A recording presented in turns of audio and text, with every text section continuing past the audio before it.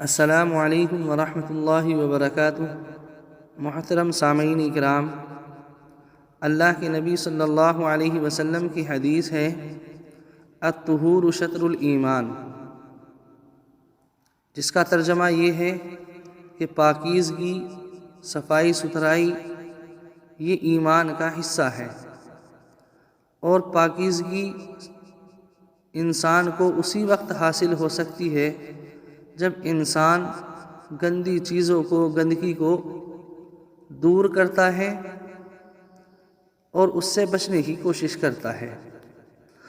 اور گندگی جو ہے یہ مختلف قسموں کی ہوتی ہے، مثلا بدن یا کپڑے میں کوئی نجاست لگ جائے، یا بدن کے کسی حصے میں میل کچیل جمع ہو جائے، یا ناخن بال وغیرہ بڑھ جائیں، یہ تو ظاہری گندگی ہے۔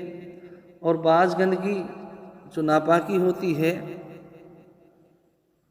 وہ معنوی گندگی ہوتی ہے، مثلا وضو کا ٹوٹ جانا، غسل کا واجب ہو جانا۔ بہرحال ان تمام گندگیوں سے اپنے آپ کو دور کر رکھنا، اس گندگی کو دور کر دینا، زائل کر دینا، یہ ایمان کا تقاضا ہے اور ایمان کا حصہ ہے۔ اب چند دنوں بعد ہم لوگوں کو قربانی کرنی ہے، قربانی کے ایام آ جائیں گے، ہر گھر کے اندر لگ بھگ قربانیاں ہوتی ہیں، لیکن تمام قربانی کرنے والوں اس بات کا بالکل خاص خیال رکھیں کہ ہمارے کسی بھی عمل سے کسی دوسرے مسلمان کو، کسی دوسرے انسان کو تکلیف نہ پہنچے۔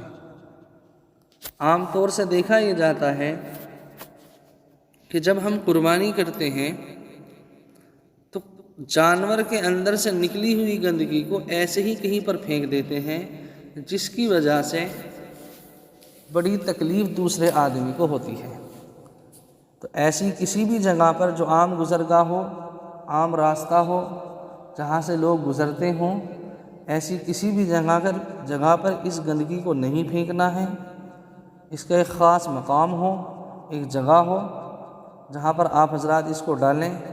اور ایمان کا تقاضا بھی یہی ہے کہ ان کے مسلمان سے کسی دوسرے مسلمان کو، کسی دوسرے انسان کو کسی بھی طرح کی تکلیف نہ پہنچے۔ اور میں نے آپ حضرات کے سامنے حدیث پڑھی ہے کہ اللہ کے نبی صلی اللہ علیہ وسلم نے فرمایا الطہور شطر الایمان، کہ پاکیزگی، صفائی ستھرائی یہ ایمان کا حصہ ہے۔ اور اللہ تبارک و تعالی نے قرآن کریم کے اندر بھی یہی فرمایا ہے کہ اللہ تعالی پاک رہنے والوں کو، پاکی کو پسند کرتا ہے۔ اس لیے آپ تمام لوگوں سے، تمام امت مسلمہ سے گزارش ہے کہ جب آپ حضرات اپنے گھروں کے اندر قربانی کریں تو اس بات کا خاص خیال رکھیں کہ جانور کے اندر سے نکلی ہوئی گندگی ایسی جگہ نہ پھینکیں کہ جس جگہ پھینکنے سے عام انسان کو، راہ چلتے مسافر کو کوئی دقت ہو، کوئی پریشانی ہو۔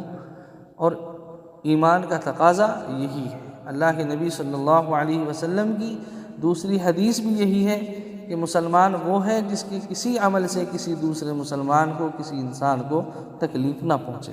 اللہ تعالیٰ سے دعا ہے کہ اللہ تعالیٰ ہمیں عمل کی توفیق عطا فرمائے۔ آمین۔ وآخر دعوانا ان الحمد للہ رب العالمین۔